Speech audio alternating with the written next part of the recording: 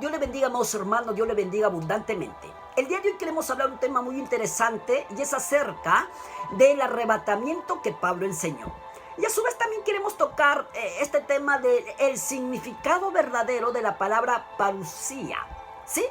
Para ello queremos primero leer una porción de las escrituras que se encuentran en el libro de Primera de Tesalonicenses, capítulo 4, versículos del 16 al 17, que dice: porque el Señor mismo, con voz de mando, con voz de arcángel y con trompeta de Dios, descenderá del cielo, y los muertos en Cristo resucitarán primero. Luego nosotros, los que vivimos, los que hayamos quedado, seremos arrebatados juntamente con ellos en las nubes para recibir al Señor en el aire, y así estaremos siempre con el Señor. El apóstol Pablo en esta perícopa está hablando del arrebatamiento, ¿sí? Es decir, los creyentes en Yeshua serán arrebatados y en las nubes se juntarán con el Señor. En las nubes serán reunidos con el Señor. Eso es lo que dice aquí Pablo. Pero la pregunta es, ¿cuándo será ese arrebatamiento? ¿Cuándo? ¿Antes de la gran tribulación? ¿Después de la gran tribulación? ¿En la venida de Yeshua? ¿Cuándo? Bueno, la respuesta lo podemos hallar en el versículo 13 al 15, unos versículos anteriores. Dice, Primera de Tesalonicenses capítulo 4, versículos del 13 al 15. Tampoco queremos, hermanos, que ignoréis acerca de los que duermen, para que no os entristezcáis como los otros que no tienen esperanza. Porque si creemos que Jesús murió y resucitó, así también traerá a Dios con Jesús, o Yeshua, ¿no?, en hebreo, a los que durmieron en él. Por lo cual os decimos esto en palabra del Señor, que nosotros que vivimos, que habremos quedado hasta la venida del Señor, note allí, hasta la venida del Señor, no precederemos a los que durmieron, ¿sí? Pablo nos dice que nosotros seremos arrebatados, ¿sí? Arrebatados, porque en este caso hemos esperado hasta la venida del Señor. Eso es lo que dice Pablo. Ahora, aquí la palabra venida, como está aquí, en griego es parusía, ¿sí? Es decir, en los textos antiguos, la palabra venida en griego está escrito como parusía. Ahora, la pregunta es, ¿qué significa parusía? ¿Realmente significa solo venida? Pues la respuesta nos lo va a dar el mismo apóstol Pablo. ¿En dónde? Filipenses capítulo 1, versículo 26. Vamos a leer. Filipenses capítulo 1, versículo 26 dice de esta manera: para que abunde vuestra gloria de mí en Cristo Jesús, por mi presencia otra vez entre vosotros. Es decir, aquí Pablo le está diciendo a los oyentes de Filipo de que la gloria de Dios abunde en ellos como cuando abunda en el momento que Pablo se encuentra con ellos, con los creyentes de Filipo, ¿no? Sí, es decir, aquí la palabra presencia, Pablo lo está haciendo alusión al momento en que él está junto con los creyentes en Filipo. Y algo curioso hay aquí, y es que la palabra presencia en griego está como parusía. Es decir, que la palabra parusía no solamente significa venida, sino también hace alusión o significa presencia. En este caso, presencia de alguien en medio de un grupo, en medio de un hogar, de una casa, en medio de un contexto. Eso es lo que significa también parusía, ¿sí? Presencia. Por ejemplo, yo estoy en mi biblioteca. Entonces yo puedo decir, mi presencia está en la biblioteca, dentro de la biblioteca, o mi parusía está dentro de la biblioteca. ¿Por qué? Porque parusía hace alusión no solamente a venida, sino también a la presencia de alguien, Y para que quede más claro, Filipenses 2:12. Mire lo que dice Pablo en Filipenses capítulo 2, versículo 12. Por tanto, amados míos, como siempre habéis obedecido, no como en mi presencia solamente, sino mucho más ahora en mi ausencia. Ocupaos en vuestra salvación con temor y temblor. Note lo que aquí Pablo dice. Por tanto, tanto, amados míos, como siempre os habéis obedecido, no como en mi presencia solamente. Es decir, Pablo le dice a los creyentes de Filipo, obedezcan al Señor como lo hacen, no cuando yo solo estoy con ustedes. O sea, eso es lo que le dice Pablo a los creyentes de Filipo. Les está diciendo, mientras yo estoy con ustedes, ustedes obedecen al Señor. Ya, continúen obedeciendo al Señor mientras yo no esté con ustedes, mientras mi presencia no esté con ustedes. Eso es lo que dice Pablo a los creyentes. Y algo curioso es aquí, que nuevamente la palabra presencia en griego es parusía. Está escrito como parusía. ¿Por qué? Porque parusía no solamente significa venida, sino también significa presencia. Hace alusión a la presencia de alguien en medio de un grupo, en medio de un lugar, de un contexto. ¿Sí? Muy bien. Ahora, trayendo esto a la palestra, ¿qué podemos decir de lo que Pablo está diciendo en Primera de Tesalonicenses capítulo 4, versículos del 13 al 18? Está diciendo de que nosotros, los que hayamos quedado hasta el momento de que seamos reunidos con la presencia del Señor, seremos arrebatados. Es decir, nosotros seremos arrebatados en las nubes. ¿Para qué? ¿Con qué fin? Con el fin de estar juntos a la presencia del Señor, con el fin de estar reunidos con el Señor, con el fin de ver al Señor cara a cara, de estar cerca de la presencia del Señor. Eso es lo que Pablo aquí está diciendo, ¿sí? De que vamos a ser arrebatados, sí, que nosotros estamos esperando el arrebatamiento, sí. Pero ¿cuándo ocurrirá el arrebatamiento? Cuando llegue el momento de que nos reunamos con su presencia.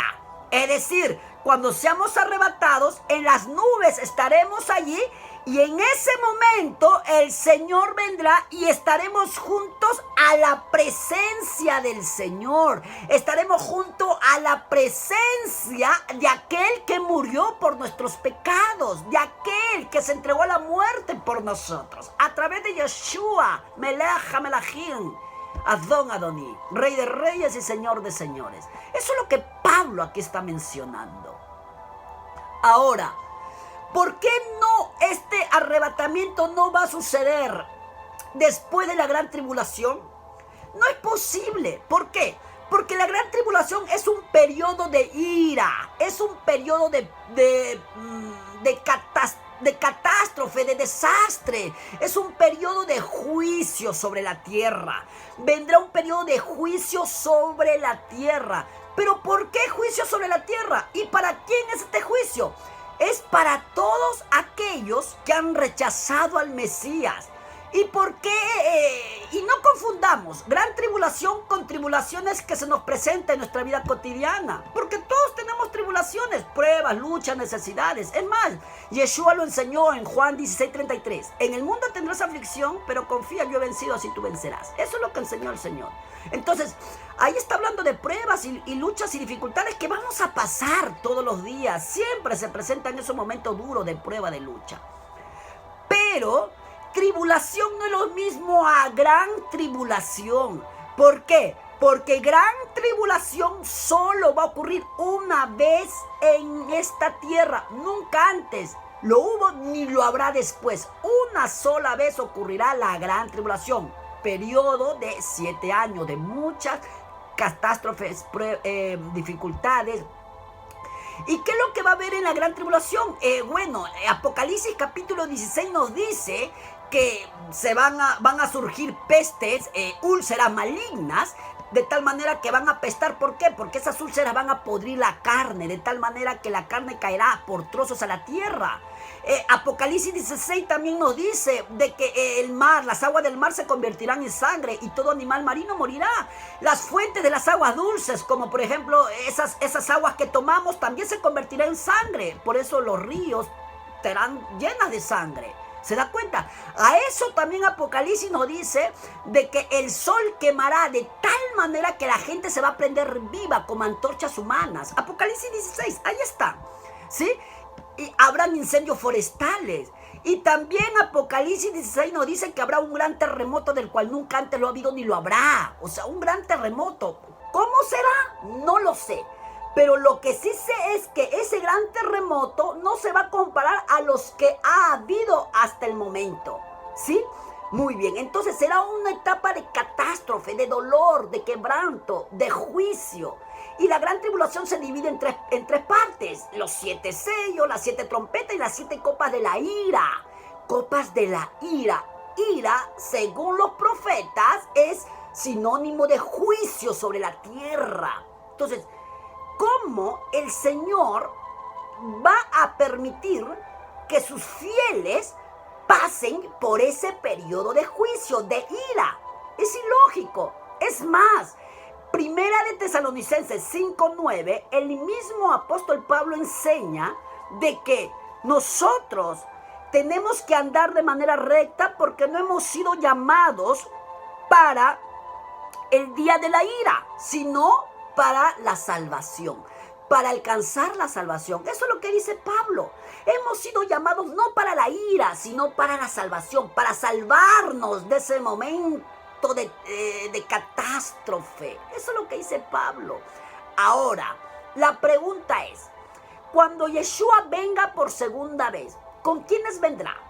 Bueno, el apóstol Pablo también menciona en el capítulo 3, versículo 13 de Primera de Tesalonicense, capítulo 3, versículo 13 de Primera de Tesalonicense, dice: para que sean afirmados vuestros corazones irreprensibles en santidad delante de Dios nuestro Padre en la venida de nuestro Señor Jesucristo con todos sus santos. Pablo dice en esta porción de las Escrituras de que Yeshua vendrá con sus santos. ¿Quiénes santos? Bueno, santos en griego aquí es agios. Agios hace alusión no solamente a los seres angelicales, seres celestiales, sino también hace alusión a los creyentes en Yeshua, a los fieles, a los escogidos, fieles. Esos son los santos también, ¿sí? Y Apocalipsis capítulo 17, versículo 14, dice que Yeshua vendrá con sus escogidos, con sus fieles, con esos que fueron llamados, ¿sí? Ahora, la pregunta es, ¿quiénes son los escogidos? ¿Quiénes son esos fieles escogidos? Bueno, el mismo Señor nos lo responde en Mateo capítulo 22, versículo 14, donde dice: muchos son los llamados, pero pocos los escogidos. ¿Sí? Muy bien. Ahora, hay que contextualizar estas palabras que ha declarado el Señor. Nosotros sabemos que Yeshua vino por su pueblo, el pueblo judío, pero el pueblo lo rechazó, y como lo rechazó, pues el llamado ahora estaba abierto también, no solamente para judíos, sino también para gentiles, no judíos. ¿Sí? Entonces aquí Yeshua hace alusión no solamente a los escogidos, que en este caso son los judíos, sino también los gentiles. Es decir, que la oportunidad de disfrutar las bendiciones por ser un escogido del Señor, iba a alcanzar también a los no gentiles. ¿Por qué? Porque los judíos rechazaron a Yeshua.